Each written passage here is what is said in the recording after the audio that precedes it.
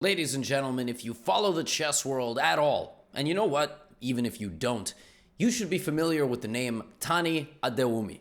He is a 12-year-old rising prodigy in the United States, and he's almost an international master, which is the second highest title one can achieve, except for largest chess YouTube channel like myself. I'm just kidding. The highest title is Grandmaster, and Tani is currently very well on his way to getting there. He's been featured all over YouTube. He's played in the park against the Botez sisters. He's played in the park against GothamChess. I'm sure he's played in the park against other people. But in this video, I'm going to share with you one of the games that he played recently in an over-the-board tournament in what I believe is his first or second win against a Grandmaster in his life, like live over-the-board play. That's a huge moment, and he's only 12. So give it a couple of years, soon we're going to be making recap videos of his from elite tournaments, beating elite grandmasters. His opponent is Mark Paragua, originally from the Philippines, now living in the United States, playing a lot of these tournaments. Now, you may think, well, Gotham, you're so stupid, you spoiled the ending of the video in the title or the first minute. No, trust me, you're going to want to stick around because this game was unbelievable. Like, this game was crazy. And credit to the players for holding it together. So, the game begins with e4. Now, I actually played Tani myself in a classical over-the-board game, and I knew that he was going to play the Sicilian. How did I know that? Well, because it's actually one of my superpowers. I just checked his database, chess database, right? Like, he plays this all the time. And then when White plays the move knight f3 to try to play an open Sicilian, by opening the center of the board naturally, then Black responds by taking a sip of his coffee. And after the coffee is consumed, Black will play the move e6. So Tani really likes e6. E6 is the invitation to play the Taimanov Sicilian defense after the move d4, cd, knight d4. There is also the opportunity to play the move d6, which is called, well, d6 is not called anything, but then Black can play a Najdorf or a dragon, but we're not interested in all of that dragon stuff. We have d4, cd4, knight d4, and the move knight to c6 played by Tani. So, White plays knight c3, and now Black can play either queen c7 or a6, okay? a6 is also very much a move here, and in fact, they're sort of interchangeable, and the general plan is that after those two moves are played, Black might play bishop to b4, Black might play knight f6. It's an opening that relies very thoroughly on the dark squares, if you'll notice, right? A lot of those pieces coming out are on the dark squares. Black plays queen c7, bishop e3, and now a6. So this position is what we call the main line. So if a couple of criteria are met, if White starts the game with e4, if Black starts the game with the Sicilian defense and then plays the Taimanov, after 6 moves by both players, this is the most common position. It has happened hundreds of thousands of times over the board. If you count the games online, it's probably happened millions of times. So, now what? Well, at this point, the players start kind of taking the paths less taken. The reason for that is that they want to get each other out of the comfort zone of the other, of one another, I should say. And Mark begins that. Rather than playing in the traditional way, which is queen here, creating the battery with the bishop, and then, and then castling long, like long castles here and creating some big attack. Instead of that, Mark plays the move a3, which just looks very inconspicuous. I mean, is that even a word? I think it is. What does that even do? Well, it prevents bishop to b4. And furthermore, it prevents natural development of the bishop completely because, for example, if you say, oh, I'm going to play bishop c5 instead, well, then you lose. You straight up lose the game because I go here, I attack your queen, and if you take me, then I take the bishop. And, well, if you make a strategy where 6 of your 7 pawns are on light squares, and then you trade the piece that's supposed to protect the dark squares, that's really stupid, right? So like here, Black is what we would call positionally lost. Even though the position is technically even on material, Stockfish gives us a 3-point advantage to White, which is massive. So the move a3 is designed to restrict the dark squared bishop from developing to b4. It's an interesting idea, but the drawback of it is it's very passive, and in all likelihood, it could be a waste of time in terms of development. So Black plays knight f6. I mean, in general, you should move your knights out before your bishops because the knights really are more naturally going to come out to these squares. You'll notice that in this game, the knights literally developed all to the center.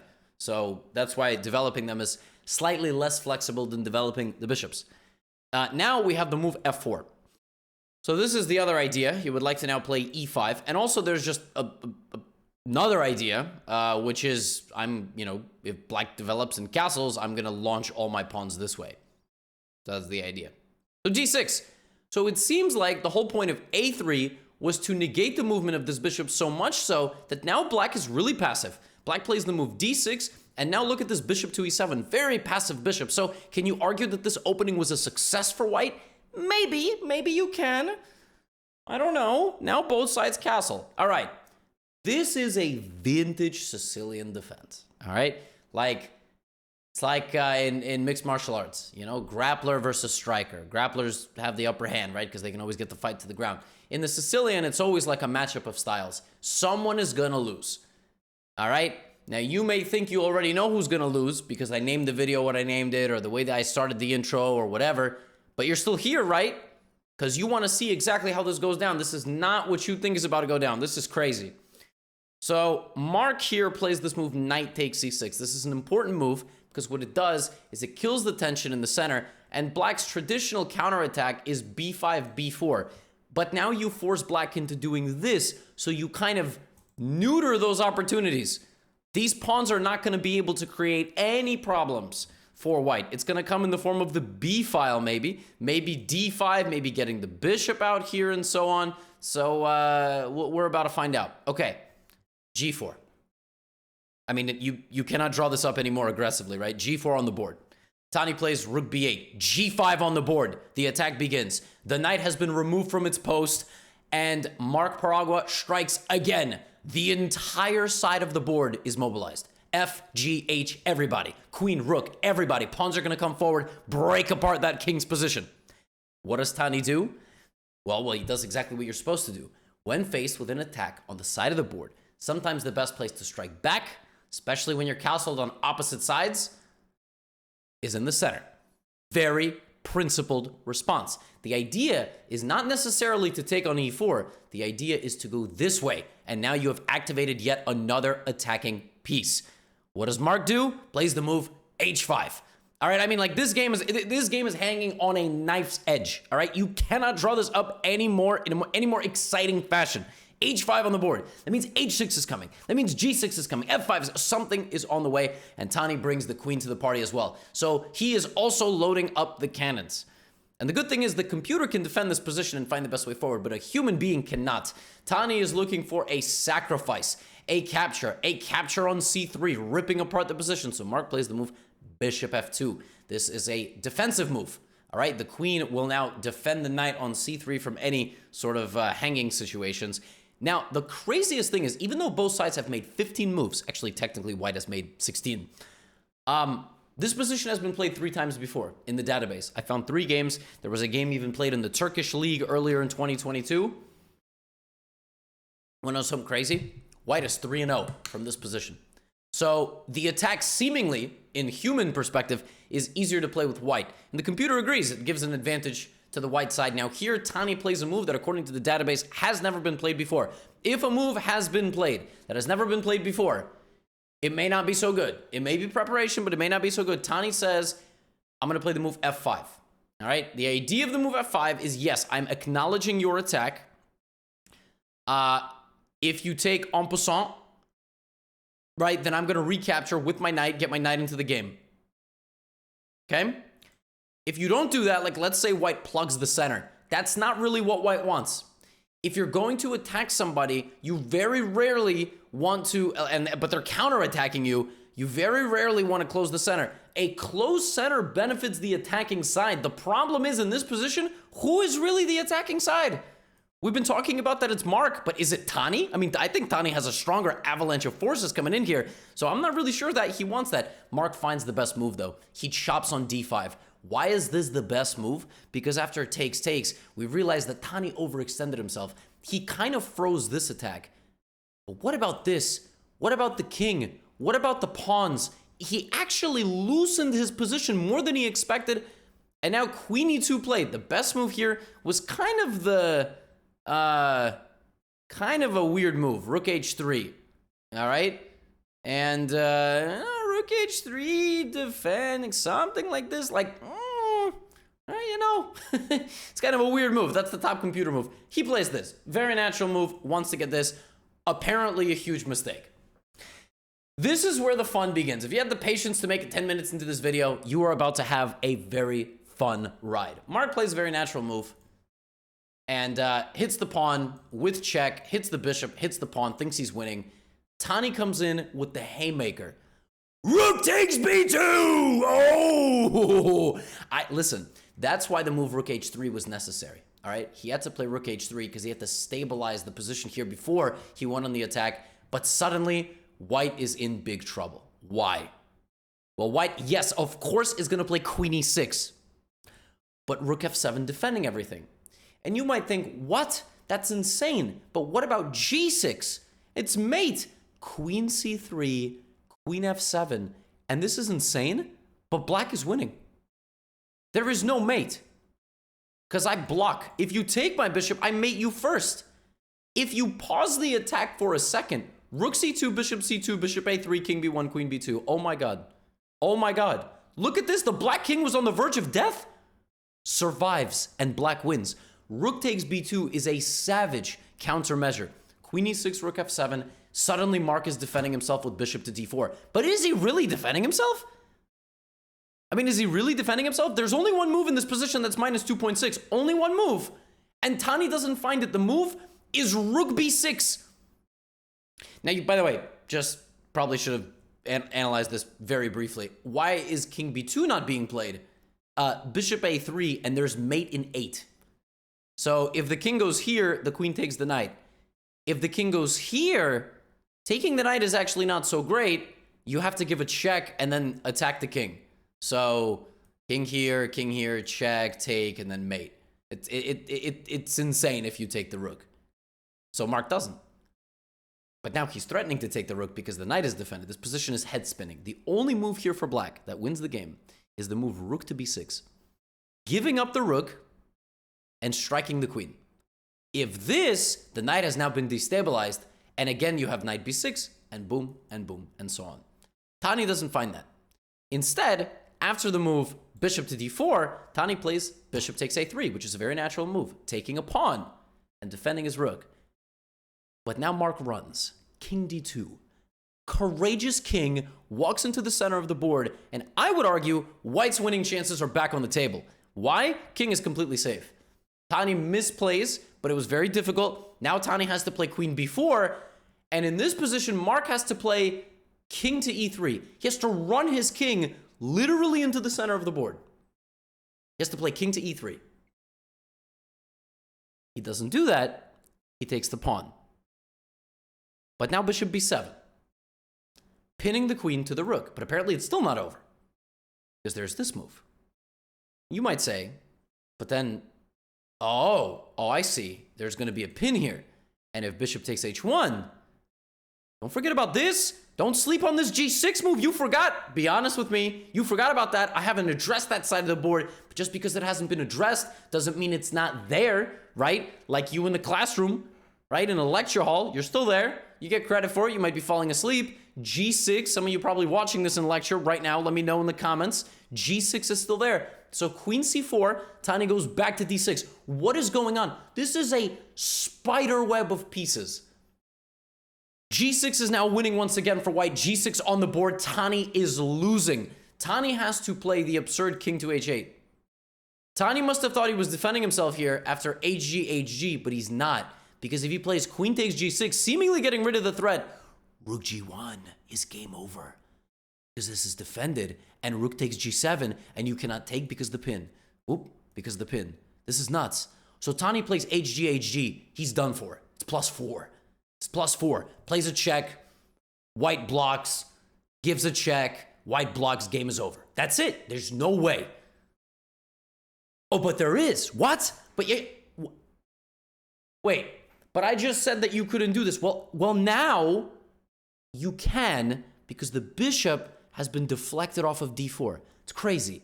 So in the previous example, the bishop was still here.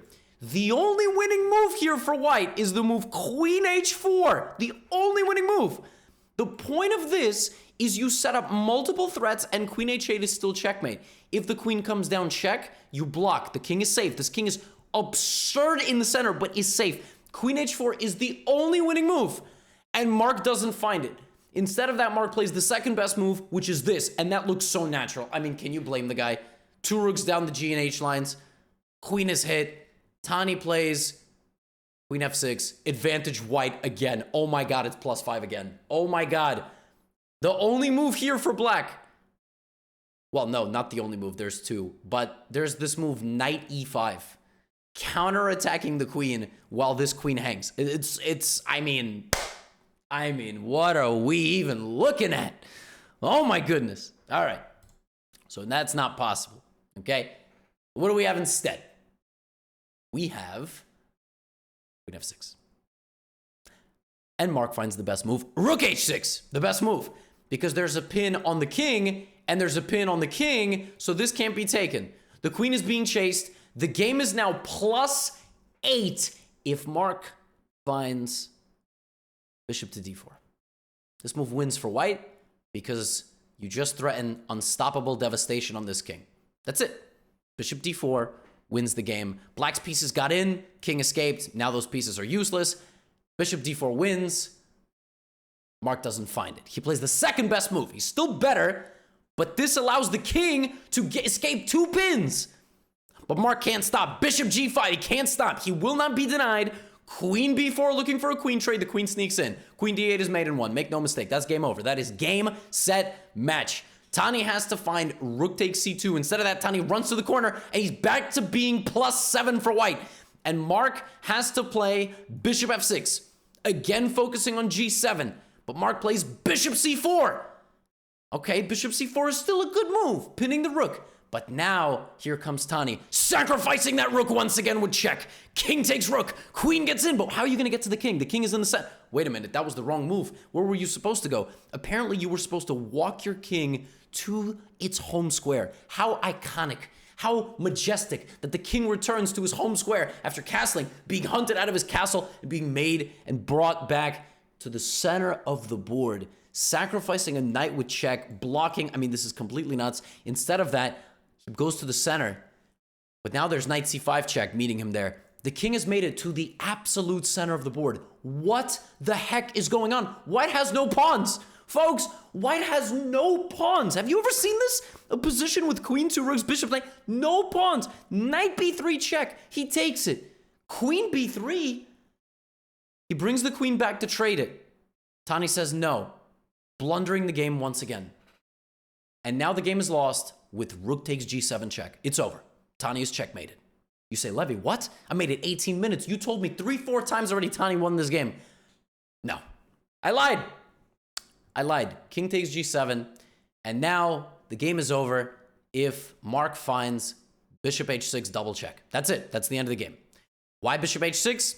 Because after king takes h6, it's not the free rook, but it's check and it's mate. It's going to be mate in a couple of moves on g6 and g5 and g8, whatever. Bishop h6 is winning. If you don't take the bishop, like let's say you go king h7, then I take. And if you play king h8, that move is a little tricky, but you just go here. And there is this, but the king is easily protected. And that's it. There's, I mean, 1 or 2 more checks, but the king is safe. Bishop h6, and the game is over, and Mark plays B. Oh, no, the king is safe.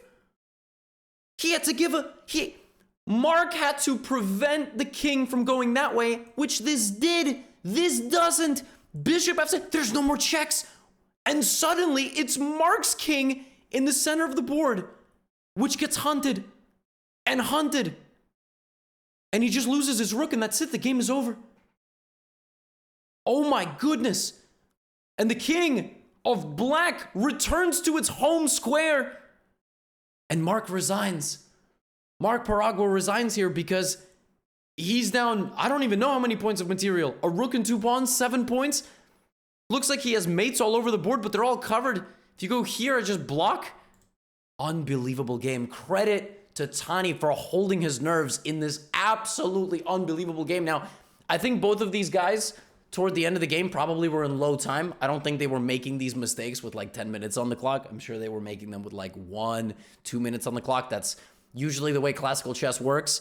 But yeah, what a back and forth game. I mean, it really felt like both of them were just on the verge of absolute collapse. Credit to Tani and congratulations to him on only being 12 years of age and I believe already winning a couple of games against Grandmasters over the board. So he has 2 IM norms over 2,300 and, you know, he'll probably get that title in 2023.